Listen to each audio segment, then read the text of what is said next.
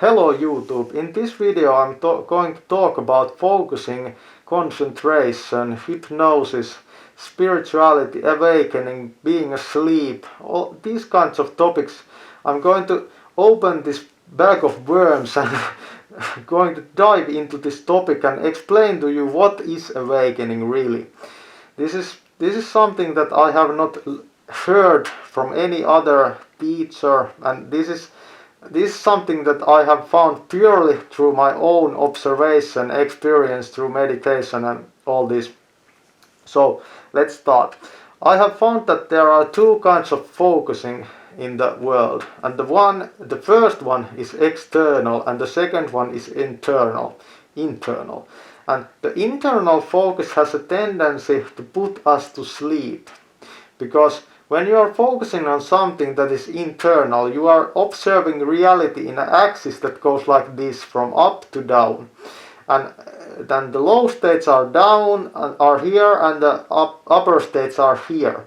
And then there's the external focus, when you are seeing the world, seeing what is external to you. And it is kind of like focusing on something that is far away, in a distance, and you block out everything that is nearer to you. You are only seeing the vanishing point in the horizon or something. That's external focus, and that comes through awakening. But internal focus can happen through hypnosis, and hypnosis is basically a state where your ego mind, the mind that happens in the prefrontal cortex, is put to sleep. And when your prefrontal cortex or your ego mind goes to sleep, you cannot resist your experience, and you cannot fight with the experience. And that is like sleeping when your eyes are open. And your focus might seem like that it's on the external world, but the catch here is this. Because consciousness has tendency to expand when it's asleep, but you have to feel that in your body to know that you are asleep. And if you don't feel a certain kind of expansion in your body when you are asleep, then it means that there's no pressure in your mind, and you cannot distinguish from being asleep from being awake, because there's no repressed fighting in your mind. Understand? Because pressure happens if you have a wall. If you have non-duality, pressure cannot happen, because you have to need something that blocks something from expanding to feel the pressure. And you can listen to people and feel if they have a strong ego or remnants of the ego. It feels, you can feel it in your body when they talk. And this is an important lesson to learn about spiritual awakening and gurus and masters, because there are people who use hypnosis to silence your mind so that you cannot think. But that doesn't mean that you are experiencing a spiritual awakening experience while they are speaking to you. You are just focusing on something, and the way they are talking about silences your mind. That doesn't tell you anything about your state of attainment or something, because attainment happens only through your personal practice. You cannot go to a master and get like a enlightenment boost or something from them. It doesn't happen like that. But they can be of help when you are battling with these things. So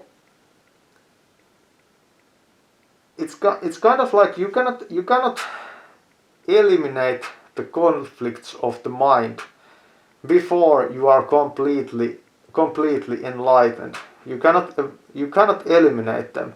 Most people just block out them and push them push them downward, so they become subconscious, because subconscious fighting in the mind, fighting in the body or something, uh,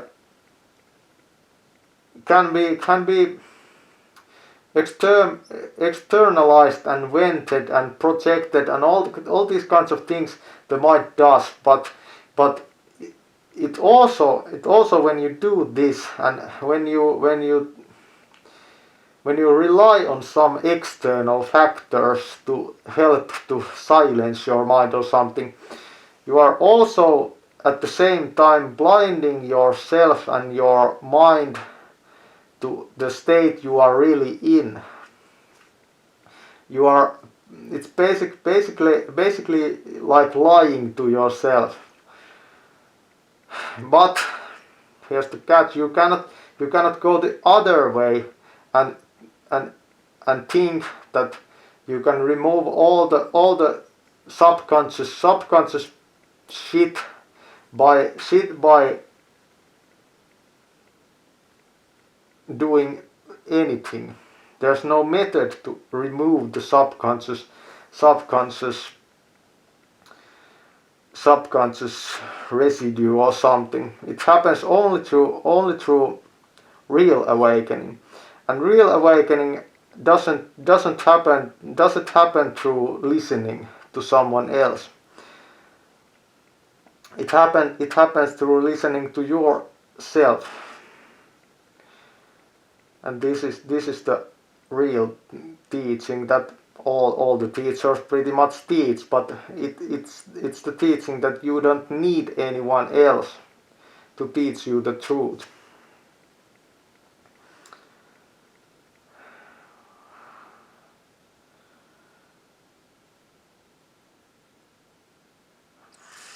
So how can you focus on something that doesn't exist? Like it's easy when you have a point of focus that exists. But if if it's true that reality is an illusion, then everything you are trying to focus at is also an illusion, and it's not different from anything else. So when in a concentration meditation, I do this sometimes, but I have noticed that open monitoring, or what you call it, Zen style meditation is better, because it's closer to the nature of reality. And the nature of reality is that everything is the same. It's all the same substance. And if you are focusing on something, you are basically saying that this thing is somehow different from everything else. And to do that, your mind has to be in the dualistic state. You cannot even do that if you are in a state of non-duality. And that's also one lesson that I have learned, that it's better to focus on nothing and attain the supreme focus by that way, than focusing on something that is easy to focus on but is phenomenal. Or if you understand, it's a phenomenon. Like focusing on the breath, or focusing on something external, or focusing on a guru or something. It's external. And maybe the real job of a guru is to help you focus on something that is not focusable You cannot focus on it. You can only focus from it. So how can you focus on yourself? Because this relates to spiritual life in a sense that some people say that servitude to other people is the supreme way of dealing with life, and other people say on the left hand path, and these kinds of spiritual practices, they say that servitude is not the way. And I personally think that servitude is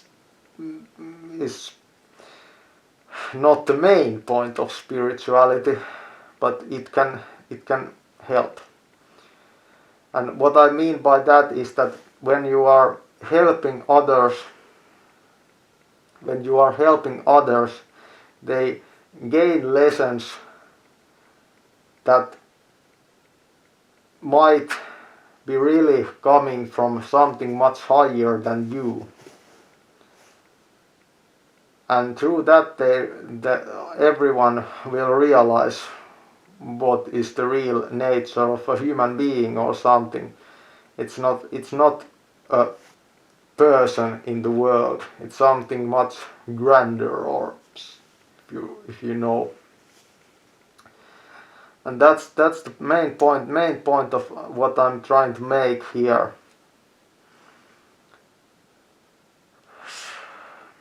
But being awake, does it require energy? Because when you think about it, we sleep because we lack energy, and we are awake when we have energy.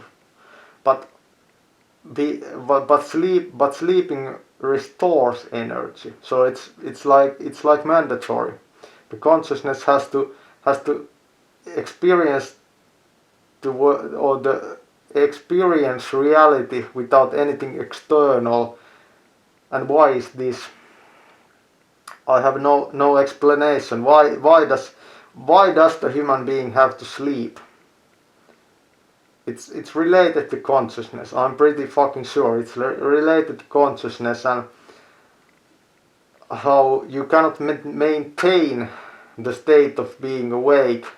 And most people, and even the people who are devoted to these kinds of things, are not awake most of the time, because it's not really required to live a life. And here I'm talking about what it really means to be awake. Does it mean that your mind is awake? Does it? Because you can say that when the ego is silenced, that means you are awake. But that doesn't actually mean that you are awake. That might just mean that you are asleep. But does it mean that you are awake when your ego is going like berserk?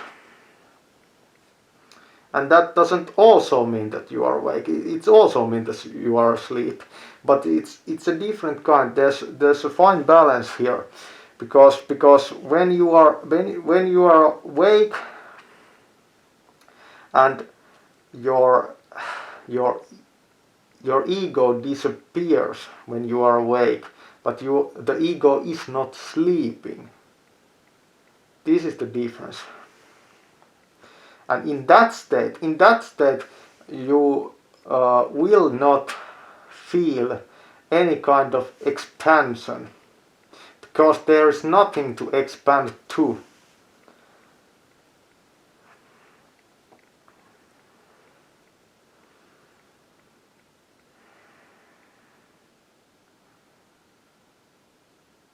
And there's no, I have no idea if that's attainable permanently, but I have experienced states of samadhi where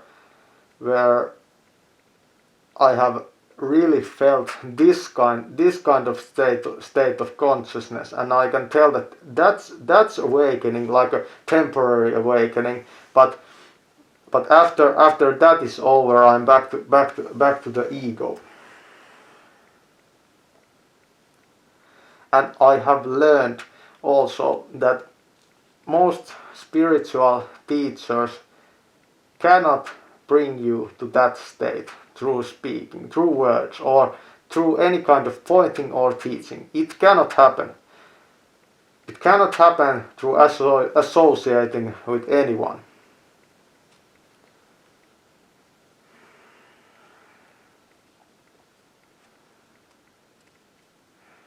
So, what is the real method for awakening? I personally think it's silent do nothing meditation in wilderness or something alone.